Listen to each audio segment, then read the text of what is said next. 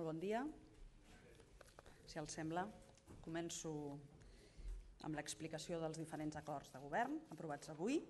En primer lloc, el Govern ha aprovat les bases reguladores de la línia de subvencions del Pla Únic d'Obres i Serveis de Catalunya, el PUOSC, pel període 2016-2017, adreçat a municipis, comarques i entitats municipals descentralitzades. Amb aquesta nova convocatòria, el Govern manté la continuïtat de la cooperació econòmica amb les inversions al món local per un import de 25 milions d'euros. Aquestes subvencions tenen com a principal objectiu la contribució a l'impuls econòmic local, l'alliberament de despesa corrent dels ens locals per permetre la seva destinació a d'altres accions relacionades amb l'estat del benestar, el foment de la cultura i el manteniment de les inversions fetes abans de l'inici de les obres noves. El PUOSC pels anys 2016 i 2017 es finançarà amb les aportacions de la Generalitat i les consignades en els pressupostos de les 4 diputacions que es formalitzen mitjançant la subscripció d'un conveni amb el Departament de Governació. Les aportacions per part de les diputacions a aquesta nova convocatòria serà d'un total de 34 milions d'euros. El Govern impulsa una plataforma d'inversió per finançar projectes d'estalvi i eficiència energètica, destinada precisament al finançament de les empreses de serveis energètics perquè incrementin la seva actuació tant en el sector públic com privat.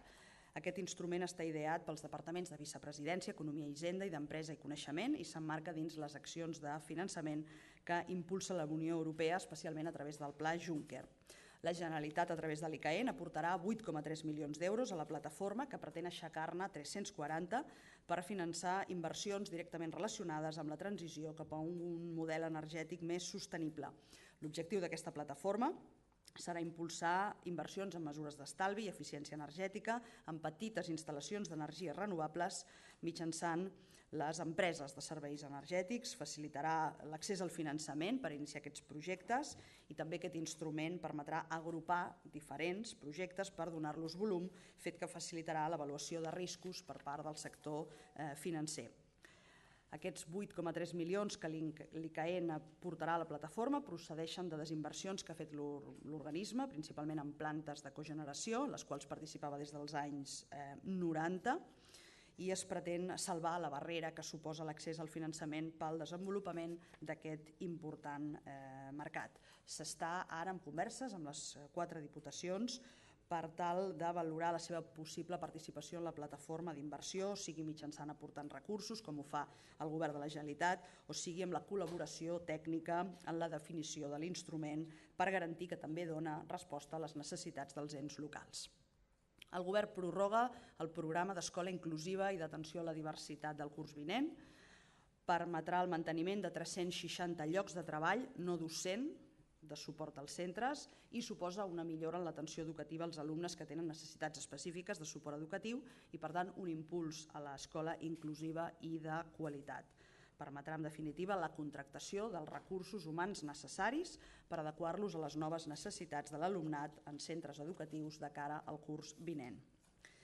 El Govern destina 3,7 milions d'euros a ajuts per la restauració i conservació d'immobles de notable valor cultural destinats a obres de consolidació o restauració en immobles situats a Catalunya i protegits en qualitat de béns culturals d'interès nacional o d'interès local. Els destinataris són les persones físiques i les agrupacions, persones físiques, fundacions i altres entitats sense ànim de lucre, així com tot tipus d'unitat econòmica i patrimoni separat que no tingui ànim de lucre. El Govern aprova la renovació dels equipaments tecnològics del 112 per un import superior als 2 milions d'euros que es distribuiran en 5 anualitats i implica l'adquisició a través d'un concurs públic dels gravadors de 2 centres del CAT 112 a la zona franca i Reus, gravadors que enregistren totes les trucades als telèfons d'emergència com a garantia d'un bon servei. La inversió del Departament d'Interior amb tots aquests equipaments tecnològics servirà per renovar i actualitzar les centraletes dels 2 centres i també per actualitzar maquinària i programari de manera que el servei, el ciutadà, es doti de manera absolutament fiable i ininterrompuda les 24 hores del dia, els 365 dies de l'any. Recordar que cada dia el CAT 112 rep més de 7.000 trucades i que els seus operadors atenen les trucades en català, castellà, anglès, francès i alemany i que, òbviament, els mesos d'estiu augmenta aquesta activitat en el telèfon d'emergències. El govern dona suport a la traducció d'obres literàries en català, aprovant la convocatòria d'una línia d'ajuts destinada a les empreses editorials. Una línia d'ajuts dotada amb 75.000 euros que es faran efectius amb 2 anualitats, que es convoquen en periodicitat anual però tenen un abast temporal superior, atès que la distribució i comercialització de les obres traduïdes es pot materialitzar més tard. En aquest cas, les persones destinatàries són les empreses editorials, siguin persones físiques o jurídiques, l'activitat de les quals tingui incidència a Catalunya. El govern ha aprovat el decret de la política commemorativa del Govern de la Generalitat i de la Comissió de Commemoracions per tal de definir nous criteris, actualitzar els existents en la seva política de commemoracions i també per adaptar l'estructura i funcions de la comissió a la nova estructura dels departaments. Com a criteris per regir aquesta política commemorativa, destacaria posar en relleu, recuperar i divulgar la memòria d'esdeveniments o personalitats històriques, artístiques, científiques o culturals que han deixat empremta en el patrimoni col·lectiu, que tenen caràcter nacional i que compleixin cinquantenaris, centenaris o superiors. També fer especial atenció als esdeveniments i personalitats que tinguin caràcter institucionals i també per tal de reconèixer el protagonisme femení i les aportacions de les dones al patrimoni cultural i històric de Catalunya. El govern publica l'índex de preus percebuts agraris de l'any 2015 per tal d'actualitzar les rendes dels contractes de conreu. L'índex de preus percebuts agraris, l'IPA, permet comprovar l'evolució dels nivells de preus que perceben els agricultors. La llei de contractes de conreu estableix que la renda d'aquests contractes s'actualitza cada any agrícola d'acord amb l'índex de preus percebuts que el govern ha de publicar anualment en el DOC o bé d'acord amb el sistema que fixin les parts. Aquest índex permet comprovar l'evolució dels nivells de preus que perceben agricultors i ramaders per la venda de productes agraris. El govern dona un nou impuls a la transferència tecnològica orientada al sector agroalimentari i forestal amb més de $500.000, una iniciativa que compta amb el cofinançament del 43% del Fons Europeu Agrícola de Desenvolupament Rural i que permetrà impulsar projectes per un valor total d'1 milió d'euros fins l'any 2019. En podran ser beneficiaris d'aquests ajuts les universitats, els centres de recerca i els centres tecnològics de Catalunya que realitzin activitats de transferència i demostratives del sector agroalimentari i forestal a Catalunya. Amb aquesta iniciativa, el Departament d'Agricultura, Ramaderia i Pesca pretén reduir el temps que passa entre la generació de coneixement que realitzen els centres de recerca i la seva aplicació real en el sector agroalimentari. És una actuació inclosa en el Pla Estratègic de Recerca, Transferència i Innovació Agroalimentària 2013-2020 per disposar de les millors tecnologies per resoldre els reptes i entomar les noves oportunitats per millorar la competitivitat i la sostenibilitat d'aquest sector. Finalment, dos nomenaments. El nomenament del senyor Jordi Solà Granxa com a director de l'Institut Nacional d'Educació Física de Catalunya, l'INEF, i el nomenament del senyor Octavi Bono i Gispert com a director general de Turisme del Departament d'Empresa i de Coneixement. Fins aquí els acords de govern d'avui i ara resto a la seva disposició, quan vulguin, per les preguntes i aclariments. Sí, portaveu, des de les cabines de ràdio. M'agradaria fer-li 2 preguntes. La primera fa referència ja ho vam parlar la setmana passada, a l'Operació Catalunya. Avui el Periódico de Catalunya publica un dossier policial on prova que aquesta operació va existir i que era un pla per desprestigiar polítics catalans. A partir d'aquesta prova m'agradaria saber si anem una mica més enllà i si el govern, a partir d'aquestes proves, té previst fer algun tipus de tema legal, recórrer, una cosa així. I sobre les declaracions que ha fet avui el vicepresident Oriol Junqueras, m'agradaria saber si les comparteix en el sentit que ell comenta que ha vist a la CUP que la moció de confiança anirà lligada a l'aprovació dels pressupostos. Gràcies. Sí, en relació a l'operació anti-Catalunya, com es pot imaginar, ja no ens sorprèn res i ja de per si és molt lamentable haver de començar així, dient que no ens sorprèn res. El que sí que em ve al cap és totes aquelles manifestacions del ministre en funcions, Fernández Díaz, acusant el catalanisme d'estar obsessionat, de veure visions, fins i tot en alguna ocasió va enviar al psiquiatre algun parlamentari català. Crec que són paraules aquestes que en boca d'una persona que es dedica a la política en ple segle XXI són absolutament inacceptables, però es va demostrant gravació rere gravació, informe rere informe, que tot formava part efectivament d'una operació d'acoso i derribo, de persecució i de desprestigi del moviment independentista. Per tant, es van confirmant que no eren simples sospites, ni eren obsessions, ni eren visions. És una trista realitat d'un estat amb molt baixa qualitat democràtica. A partir d'aquí, el govern de la Generalitat no pot recórrer res perquè no estem davant, en aquest cas, d'una sentència, d'una interlocutòria d'un jutge, d'un procés judicial. Aquests els utilitzen per unes altres coses, però també amb el mateix objectiu, per perseguir el moviment independentista i la causa sobiranista, i per tant el que fem és assistir a la confirmació de que totes aquelles sospites són certes. Pel que fa al plantejament que feia el vicepresident Oriol Junqueras, per descomptat que hi estic plenament d'acord. La qüestió de confiança a la que sotmetrà el govern, el president de la Generalitat, al reinici del curs polític, d'una manera o d'una altra ha d'estar relacionat amb l'aprovació dels pressupostos per l'any 2017. No tindria cap sentit que estessin desvinculats. És molt important aquesta revalidació de la confiança amb el full de ruta del govern, i els pressupostos de la Generalitat per l'any 2017 no són sinó una translació i, per tant, una eina també indispensable per dur a terme aquest full de ruta. Per tant, coincidència absoluta amb aquest plantejament. Sí, portaveu, li volia demanar l'opinió de la decisió del president del grup parlamentari que dona precisament suport al govern, del Jordi Turull, de no optar a la coordinació general d'un dels partits del govern. Això per una banda, i per l'altra, demà s'acaba la roda de contactes que està fent el president en funcions del govern espanyol per poder formar govern. Volia saber quina opinió li mereix i quines esperances hi té el govern català. Anem a veure.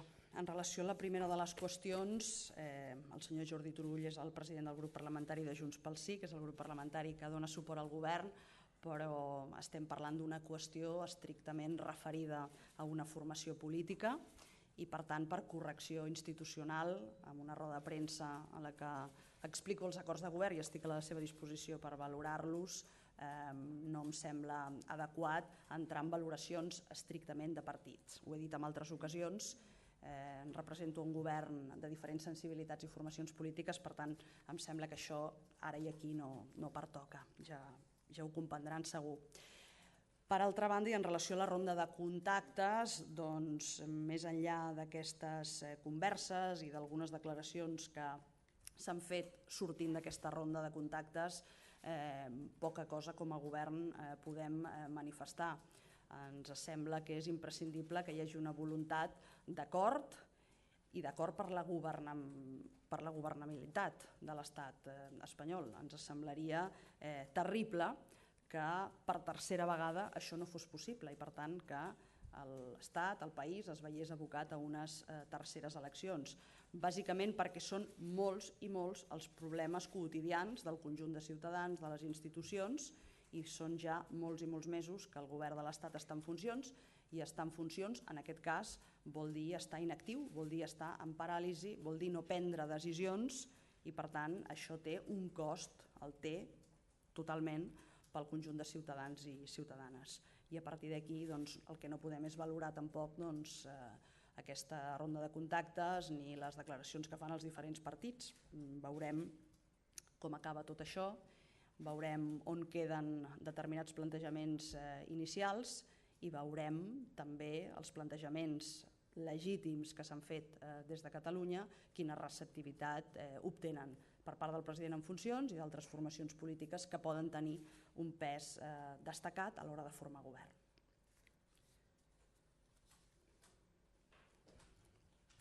Què més?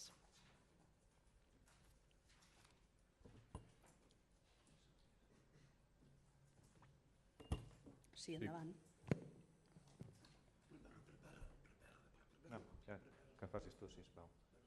Sí, consellera, a part d'això, la setmana passada va dir que l'operació IFAL deia que era l'autor intel·lectual era el ministre de l'Interior Jorge Fernández i fins i tot que era per embrutar el sobiranisme. L'endemà es va saber que l'alcalde de l'Ametlla de Mar, que és de Convergència, el jutge havia imposat una fiança de 600.000 euros, és a dir, que ja en principi el jutge veu indicis racionals de delicte. I també que li han trobat 2 milions, ell crec que no ho ha desmentit, a Andorra. No sé si considera pensant o continua pensant que tot plegat el ministre de l'Interior és l'autor intel·lectual i és una operació exclusivament per embrutar el sobiranisme. Si recorda, fa justament avui una setmana vaig començar la meva valoració a preguntes de vostès sobre aquesta operació dient que respectàvem el treball de la justícia, els treballs que s'estaven realitzant d'investigació, com no pot ser d'una altra manera, i que respectàvem la presumpció d'innocència. A partir d'aquí són masses els elements que ens porten a valorar com una autèntica persecució, com un tot s'hi val per tal de lluitar amb totes les armes de l'Estat contra la causa sobiranista. Només faltaria que si la justícia veu que hi ha indicis racionals de delicte, com vostè deia, es tracti de qui es tracti, s'arribi fins al final i s'investigui. El govern de la Generalitat està plenament compromès, 100% compromès amb aquesta lluita contra la corrupció, vingui d'on vingui. Aquesta és la primera. Ara bé, reitero el plantejament que vaig fer també dimarts passat, també havent escoltat la resposta del ministre davant d'això. Ell va fer referència a l'estat de dret, doncs amb un autèntic estat de dret el senyor Fernández Díaz no seria ministre.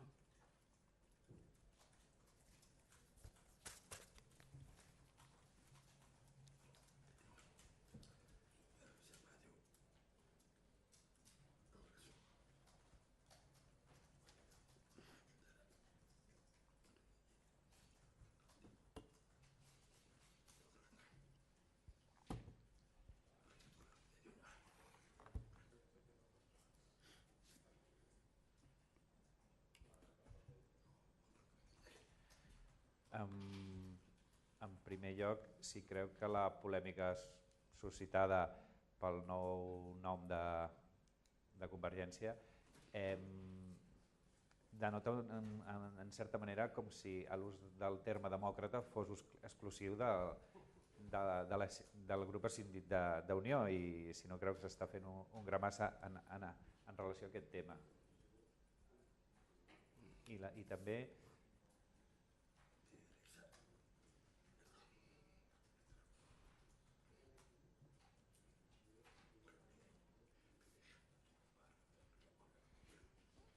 creu que ara que la senyora Theresa May serà la nova primera ministra britànica i la desconnexió de la Gran Bretanya de la Unió Europea pot afavorir els interessos d'una futura Catalunya independent en relació a continuar a la Unió Europea? Creu que és un fet positiu el fet que en relació a l'independentisme català, no en relació en general. A veure, com he comentat abans, qüestions... Havia acabat? No? Sí. Havia acabat, molt bé. Qüestions relatives o que es susciten entre diferents formacions polítiques no correspon al govern valorar-les. En tot cas, jo crec que és prou evident que el terme demòcrates o democràcia, si és patrimoni d'algú, és de tots els demòcrates, però no faré cap més referència a les formacions polítiques. En relació a la situació, a l'impacte que pugui tenir en relació a Catalunya, tota l'actualitat que s'està vivint al Regne Unit i a Escòcia, és evident que seguim amb molta atenció aquesta evolució. El que hem pogut constatar és que precisament allà on hi ha hagut un plantejament que ha estat molt fort en relació a la independència del Regne Unit, el que s'ha posicionat és la voluntat de mantenir-se dins la Unió Europea i aquest també és el plantejament molt majoritari de l'independentisme català, el fet de poder esdevenir un estat independent dins d'Europa i hem seguit també molt de prop l'evolució de tot el procés del Brexit, lamentant quina ha estat finalment l'opció del Regne Unit, però valorant també que això és un toc d'atenció important pel conjunt d'Europa i pel conjunt dels estats. El que sí que saludem i el que sí que veiem amb tota complicitat és aquesta voluntat d'Escòcia de romandre dins de la Unió Europea. Insisteixo que sempre hem fet idèntic plantejament des de la nostra opció per un estat independent, sempre dins la Unió Europea, tenint en compte que queden molts deures per fer en aquesta Unió Europea en relació als estats i en relació, evidentment, també als ciutadans. Sí. Gràcies. Sí, un parell de qüestions. Volia saber primer sobre el Centre d'Internament d'Estrangers, els problemes que estan havent-hi perquè no hi poden entrar inspectors, si el govern preveu col·laborar amb l'Ajuntament o si té previstes algunes accions de suport. I per altra banda, sobre la qüestió de confiança, entenc que si estan vinculats als pressupostos hi haurà d'haver algun tipus de negociació amb la CUP. No sé si aquesta és la previsió del president, perquè ell mateix va dir que no negociaria amb ningú la qüestió de confiança, però entenc que aquest element pot fer canviar aquesta opció. Gràcies. Sí. En relació al Centre d'Internament d'Estrangers de la Zona Franca, em remeto al posicionament que ha mantingut el conseller de Justícia, el conseller Mundó, recolzant l'aplicació de la normativa urbanística i d'activitats, però sobretot posant amb èmfasi la no privació de llibertat de cap ciutadà. Per tant, una qüestió molt sensible relacionada amb el respecte als drets humans, i també com a govern de la Generalitat ens hem posicionat molt clarament en contra d'aquest instrument, d'aquest CIE, en la línia del que va aprovar ja fa algun temps el Parlament de Catalunya. Pel que fa a la qüestió de confiança, que és evident que hi estem treballant, que cal vincular, com deia abans, el contingut d'aquesta qüestió de confiança amb el que han de ser les eines que ens permetin tirar endavant totes les accions i totes les fites del full de ruta. El president Puigdemont, efectivament, va valorar que no arribaríem a cap acord previ amb cap formació política, amb cap grup en concret, però això el que significa és que hem de parlar i hem de dialogar amb tothom, perquè és evident que cal sumar una determinada majoria per superar aquesta qüestió i que amb aquesta majoria hem d'obtenir també les facilitats, l'aval per poder aprovar un pressupost per l'any 2017 que és absolutament imprescindible. Això, diguem-ne que objectiu només n'hi ha un, que és poder tirar endavant aquesta qüestió de confiança amb tot el que això implica, i això el que requereix és una anàlisi molt acurada, reflexió i sobretot preparació del que ha de ser també aquesta negociació. Dic que no s'arribarà a un acord previ no vol dir que la nostra voluntat sigui parlar amb tothom per assumir i assolir aquesta majoria necessària. Crec que és perfectament entès així. Què més? Vostè, digui. És que era una pregunta molt semblant, era saber en quin punt estan aquests treballs sobre la qüestió de confiança i com funcionaven els treballs, com si us organitzeu un cop per setmana o va el vicepresident, el president... El president Puigdemont ja va dir des del primer moment que aquesta era una qüestió, valgui la redundància, que s'havia de tractar primer en el si del govern, i així s'està fent, i evidentment també en el si del grup parlamentari de Junts pel Sí, perquè aquesta és una qüestió que finalment es debatrà, es discutirà i s'aprovarà en seu parlamentària. Per tant, en aquests moments estem exactament treballant amb l'aplicació d'aquest plantejament que ja va fer el president Puigdemont, que també, quan en va parlar, també va fer referència a la necessitat d'aquesta vinculació del que és la qüestió de confiança amb els comptes, amb el pressupost del 2017. Sí, ara que hi ha les proves damunt de la taula de l'existència de l'Operació Catalunya, el govern pensa dur a terme algun tipus d'iniciativa legal o política dins de l'Estat o fins i tot a nivell internacional? És és a dir, atenent les seves paraules, que considera que l'Estat no és un estat de dret autèntic, si han pensat en demanar empara a algun tipus d'institució europea o similar. El govern no es quedarà amb els braços creuats. Això segur. El govern no es quedarà amb els braços creuats davant de tantes mostres com estem tenint i estem coneguent. De la mateixa manera que ho fem nosaltres, ho fa el conjunt de la ciutadania catalana i de tot l'Estat. I evidentment que ens agradarà arribar fins allà on puguem, i això ho farem amb tot rigor. Per tant, hem d'analitzar molt i molt bé quines són les fórmules des d'una perspectiva jurídica o des d'una perspectiva, diguem-ne, de denúncia social del que està succeint i de la utilització de determinades estructures de l'Estat per fer front al que és un plantejament polític plenament legítim i plenament democràtic. Vull dir que hem d'actuar amb molt de rigor, ja que davant nostre no s'actua amb gens de rigor. Abans una companya seva em preguntava, faran algun tipus de recurs, alguna iniciativa legal? No podem recórrer davant d'unes suposades gravacions que no es poden considerar tan sols ara per ara ni com a prova en un procés judicial, perquè no hi ha per part de ningú el reconeixement que això s'ha gravat amb el seu consentiment. O no podem recórrer o no podem presentar cap iniciativa judicial davant d'uns suposats informes o davant de determinades declaracions, com és el cas d'aquesta darrera operació anticatalunya.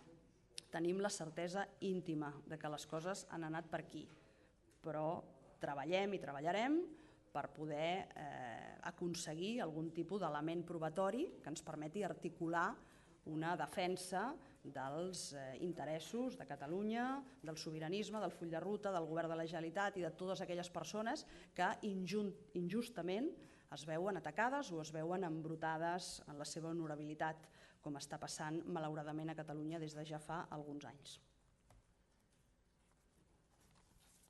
Sí, consellera, no sé, puc insistir en una altra pregunta.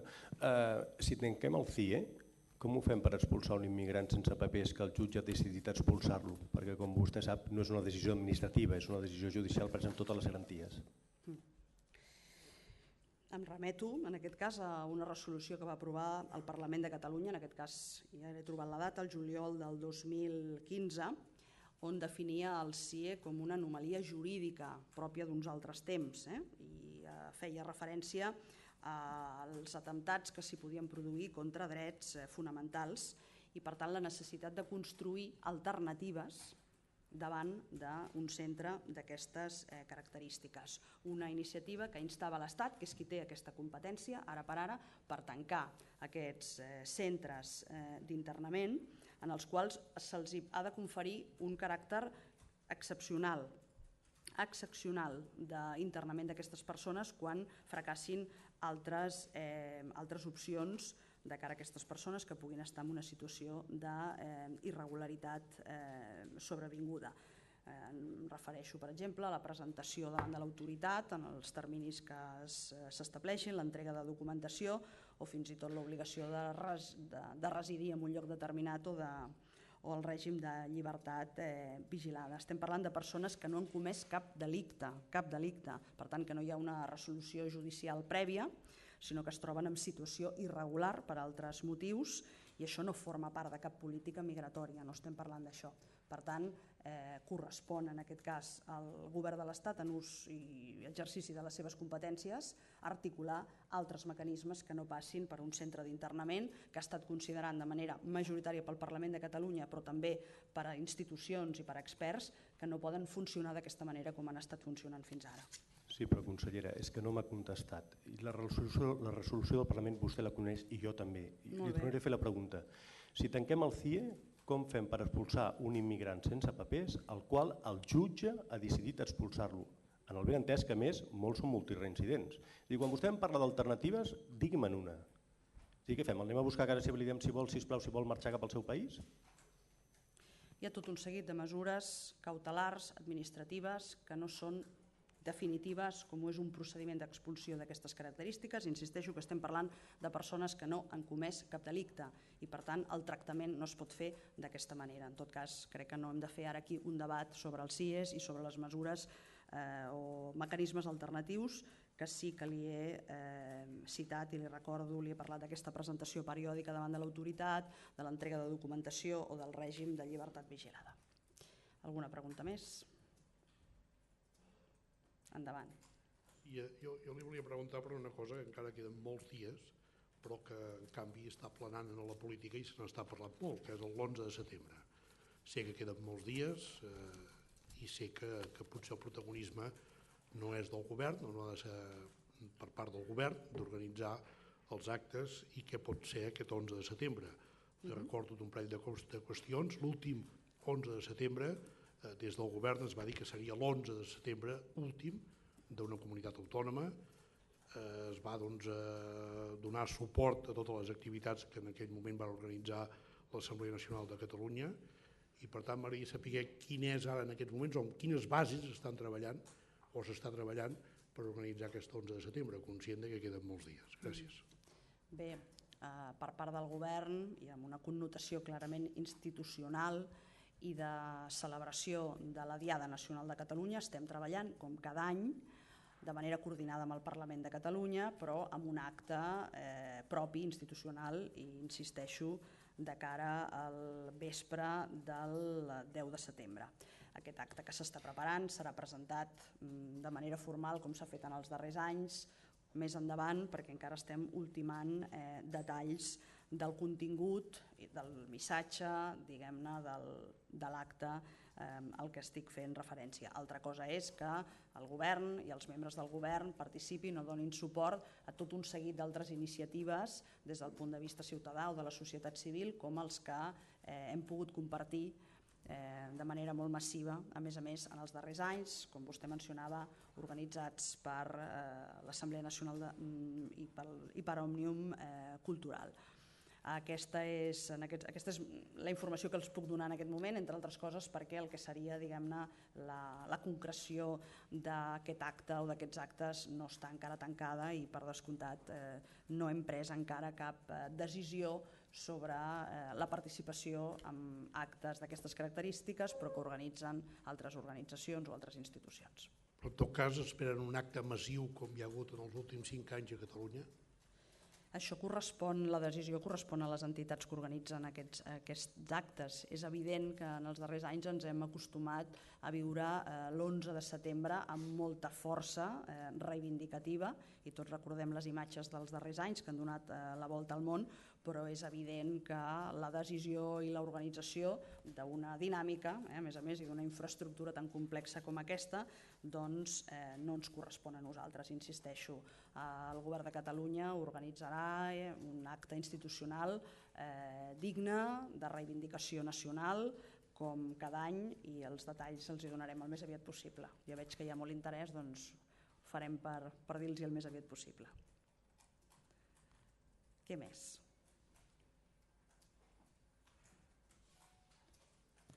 Només sobre la qüestió de confiança, si pot donar algun detall més de la negociació que estan fent internament, més que res per saber, hi entrarà tot, per exemple, l'aplicació del Pla d'Emergència Social, el full de ruta cap a la independència, els terminis d'aquest full de ruta, està tot sobre la taula o hi ha coses que no es tocaran sobre el que hi ha ara plantejat?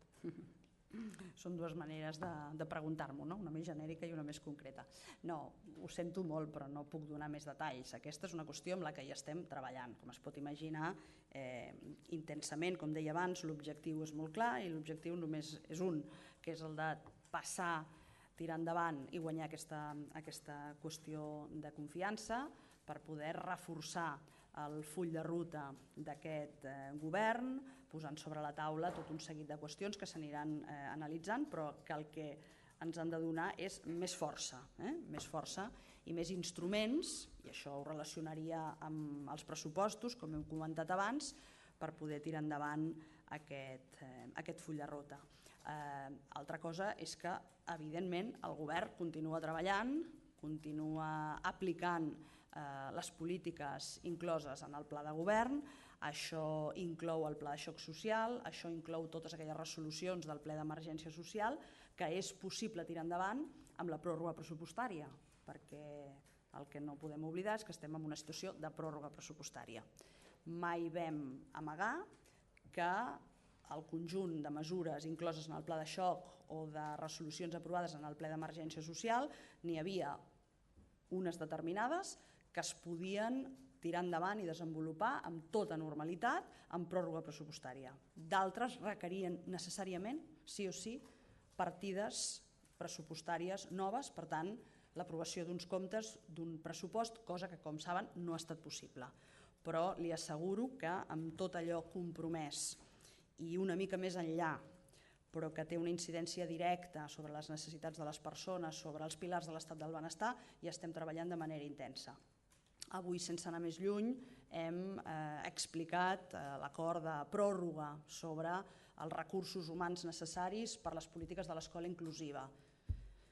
La consellera de Treball, Afers Socials i Famílies ha ultimat totes les accions per als infants i joves en situació de vulnerabilitat durant els mesos d'estiu.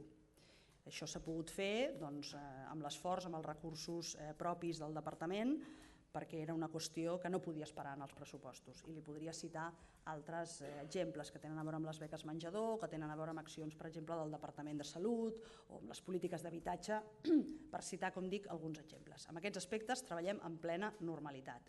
La qüestió de confiança és una nova fita en aquest període i en aquest mandat que haurem d'afrontar tornant de l'estiu i que, com es pot imaginar, estem treballant internament, que és com pertoca fer-ho en aquests moments. En relació amb això, aquest cap de setmana que hi ha una consulta de l'ANC interna, no sé si el resultat d'aquesta consulta el tindreu en compte o quina és l'opinió del govern davant d'aquesta consulta. L'autonomia, diu? L'opinió del govern davant d'aquesta consulta interna de l'ANC sobre si cal impulsar un referèndum. Bé, nosaltres sempre hem escoltat i sempre hem respectat tots els posicionaments que han aparegut ara i abans i els que vinguin després també, per descomptat, de totes aquelles entitats i tots aquells sectors que estan compromesos amb el full de ruta i amb l'objectiu de l'estat independent. En aquest cas no n'és una excepció. Hem dit que el full de ruta que el govern està desenvolupant i que es basa amb el mandat democràtic del 27 de setembre no contempla, per exemple, un referèndum unilateral per la independència, però això no obsta que sigui una opció legítima, democràtica, que podem escoltar i que puguem discutir. Només faltaria. Per tant, tot el respecte per la proposta i també pel procés, diguem-ne, intern de valoració i participatiu que està duent a terme o que durà a terme, en aquest cas, l'Assemblea Nacional.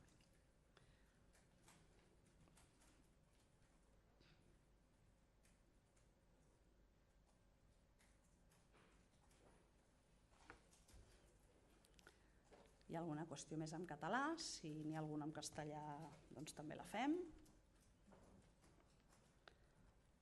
No n'hi ha cap avui? Molt bé, doncs moltes gràcies i fins dimarts vinent.